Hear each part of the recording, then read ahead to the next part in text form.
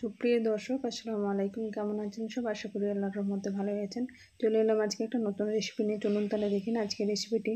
আজকে বানিয়ে নেব আমলকির চাটনি বা আচার, যেটাই বলুন না কেন।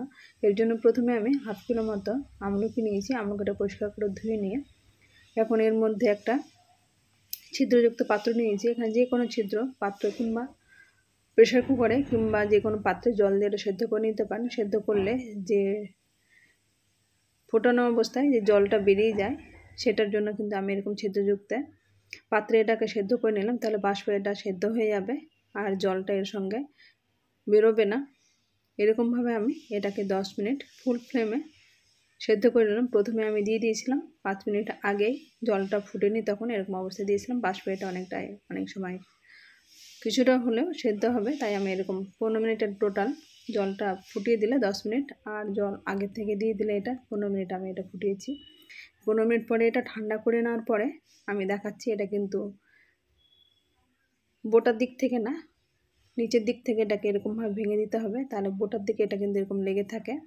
যদি চান তো বোটাটা এরকমভাবে একটু কেটে দিতে পারেন, তাহলে এটা খুব সহজে এরকম ভেঙে যায়। এটা কিন্তু প্রত্যেকটা পার্ট হয়ে আছে, দেখে বুঝতে পারছেন।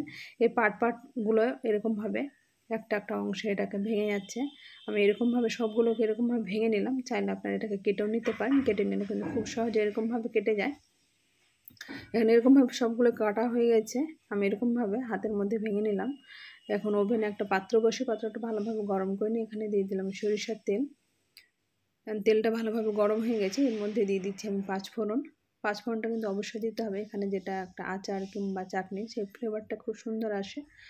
আর এখানে দিয়ে দিচ্ছি আমি রসুন বাটা। এখানে চাইলে আপনার রসুনটা থেতো করে দিতে পারেন, আমি রসুন বাটাটাই ব্যবহার করলাম। এখন কাঁচা রসুনের যাতে গন্ধ না থাকে সেরকমভাবে আমি এটাকে মিডিয়াম ফ্লেম করে এখন ভেজে নেব, যাতে মরিগুলো না পুড়ে 5 ফোড়নটা। এখন এরকমভাবে যখন রসুনের কাঁচা গন্ধটা চলে গেছে, তারপরে আমি আমলকিগুলো এরকমভাবে দিয়ে দিলাম। এখানে আমলকি আপনার বেশি পরিমাণে করে খেলে আপনার বেশি পরিমাণ নিতে পারেন, তাহলে সবগুলো পরিমাণটা একটু বেশি নিতে হবে।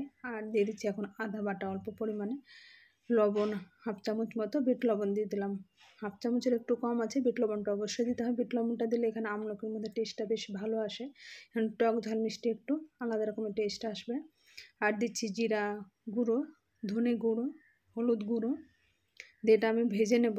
আমলকিটা ভাজতে কিন্তু মশলাটার একটা ফ্লেভার বেরিয়ে আসবে, এরকম একটা গন্ধ একটা ছাড়তে শুরু করবে। এটা দেখে বুঝতে পারছেন আমলকিটা মশলাটা বেশ ভালো ভাজা হয়ে গেছে, কালারটা কিন্তু অনেকটা চেঞ্জ হয়ে গেছে। এখন এরকম অবস্থা আমি চায়ের কাপে মেপে হাফ কাপ আমি চিনি দিয়ে দিলাম। চিনির পরিমাণটা আপনারা নিজেদের পছন্দ মতো করে দেবেন। অনেকে মিষ্টি খান, তার আরও মিষ্টি বাড়িয়ে দিতে পারেন।